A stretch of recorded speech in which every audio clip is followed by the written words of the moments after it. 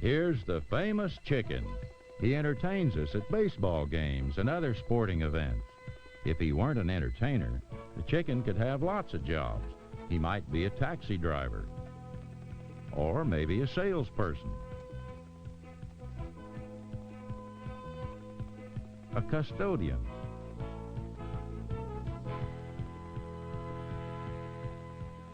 or even a baseball coach. Chickens and people can make their livings in different ways, working to pay their bills and buy the things they want. The chicken performs, and his fans are happy to pay to see him.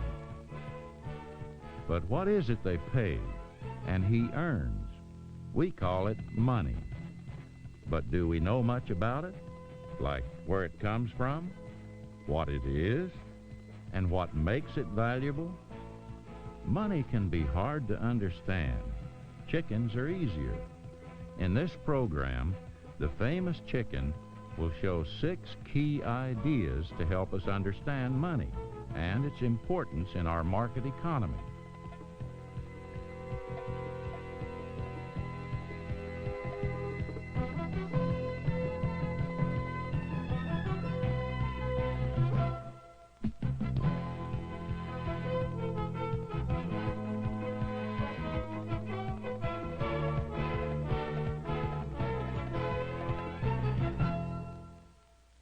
The first and most important of these ideas is exchange.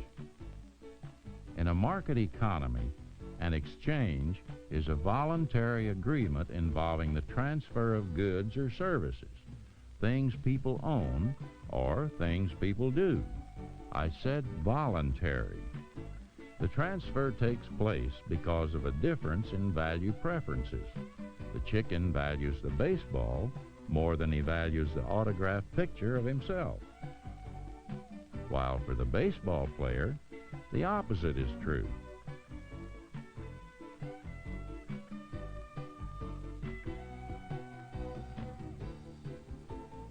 Because of this difference in values, both are willing to exchange.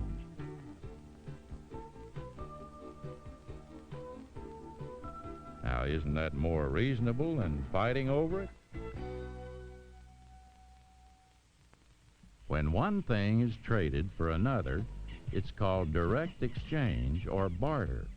When people and chickens first began exchanging goods, they established the first economics called barter economics.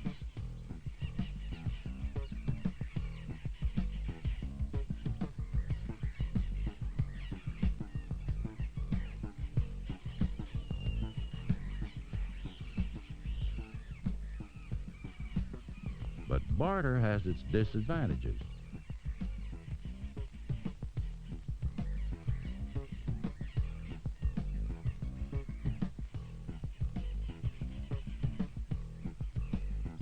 For one thing, when one of the chicken's neighbors drove a hard bargain, he found that it's not always easy for things to be divided into amounts which make exchange convenient.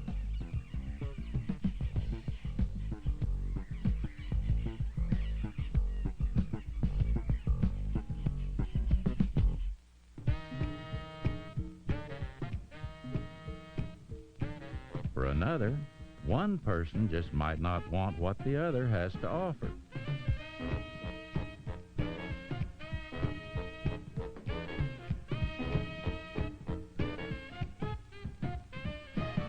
Difficulties such as these led to the development of indirect exchange.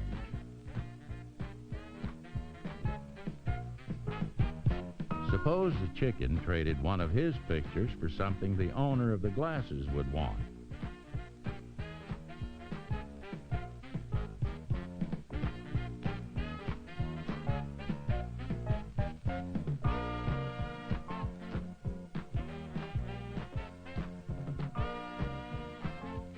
Through indirect exchange, the wants of both could be satisfied.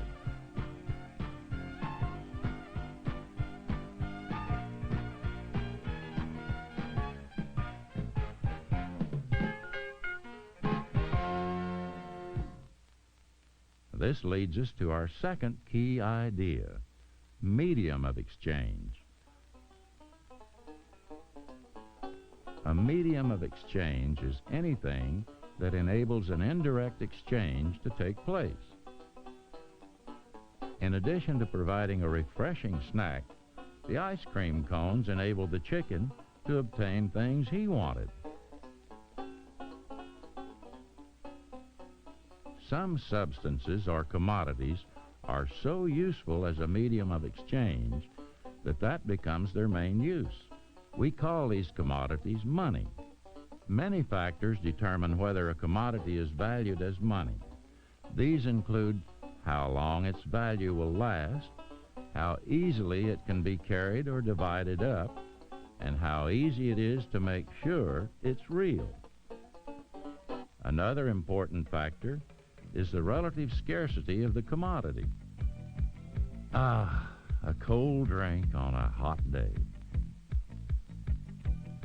But there's no such thing as a free soda.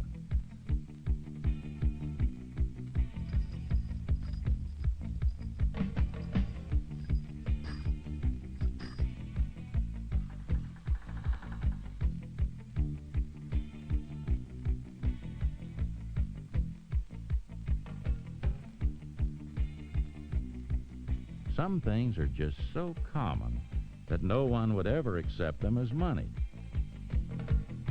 Right, chicken? But what about money today? After all, most of it's only paper, and we can find plenty of that in any trash can.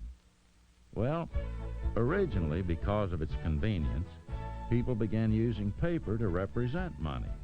You see, although people in various societies chose the most desirable commodities to use as money, no money was perfect.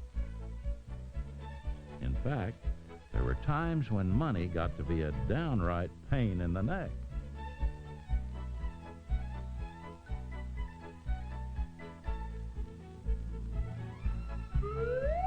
To solve this and other problems, people began using money substitutes, our third key idea.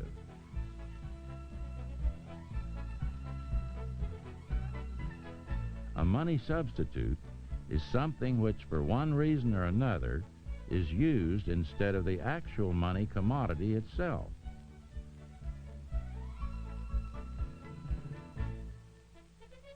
Money substitutes at one time were simply warehouse receipts. They served as proof that their owners had the real money stored safe and sound in money warehouses, or to use a more familiar name, banks.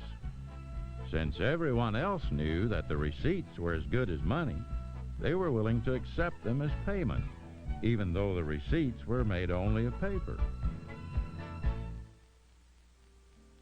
Our paper money was originally a warehouse receipt substitute for gold and silver, which throughout history have been two of the most popular money commodities.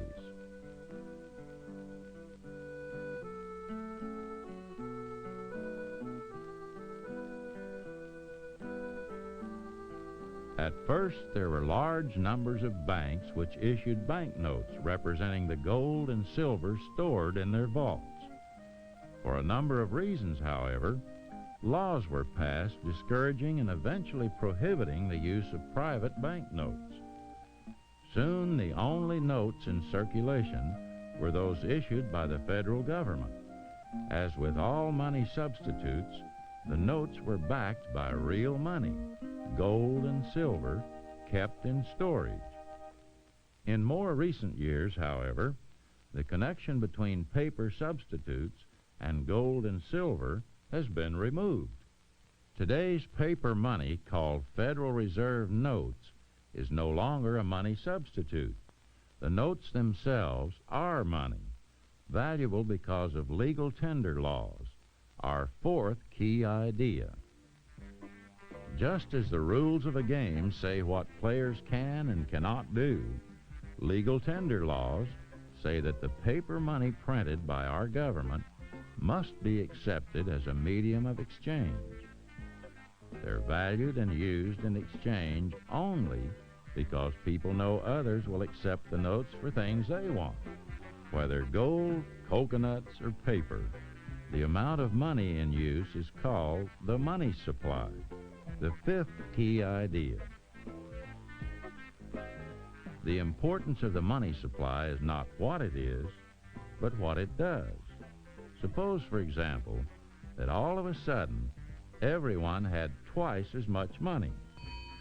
Many of us would no doubt jump for joy. But hold on there. This idea may not be all it's cracked up to be. Since everyone is in the same situation, all are equally eager to buy. But storekeepers are no dummies. With all that money going around, they aren't about to get left out. Such an increase in the money supply, where there's no accompanying increase in the number of goods available, is called inflation.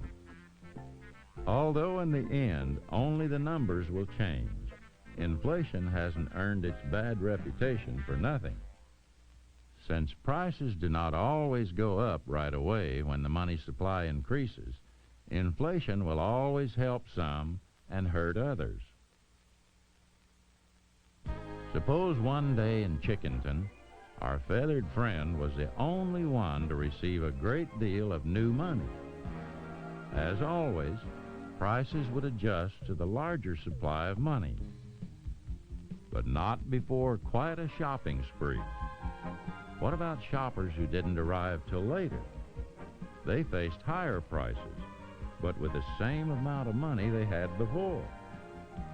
Whenever inflation occurs, the first to use the new money benefit, while the last are hurt. In our society, government controls the money supply. Paper money no longer serves as just a money substitute. It is money. So like our friend the chicken who had coconuts rain down upon him, the government has the power to rain paper money upon us. And being the first user, government benefits the most. No matter what a society uses for money and who controls its amount, the principles behind money are the same. Let's review the 6 important principles the chicken has helped to explain. Our market economy is based on exchange.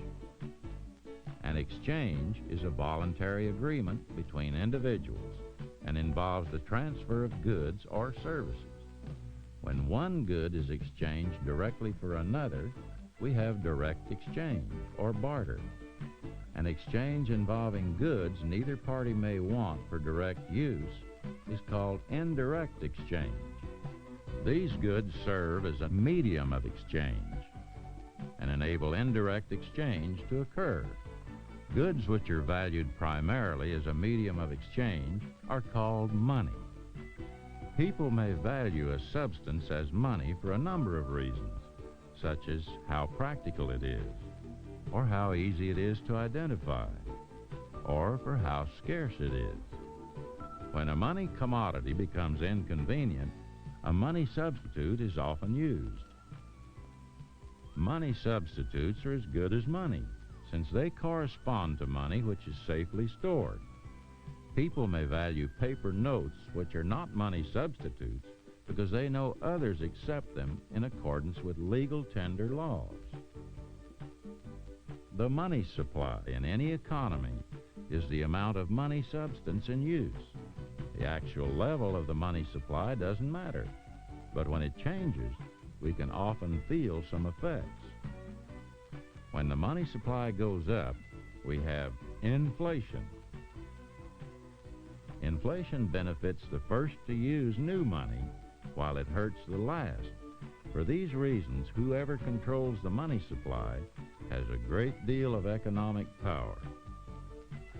These 6 simple ideas explain the principles of our complex money system. They explain why money is so important in our day-to-day lives. And now you know why, in our market economy, people and chickens are willing to exchange the goods and services they have produced for money.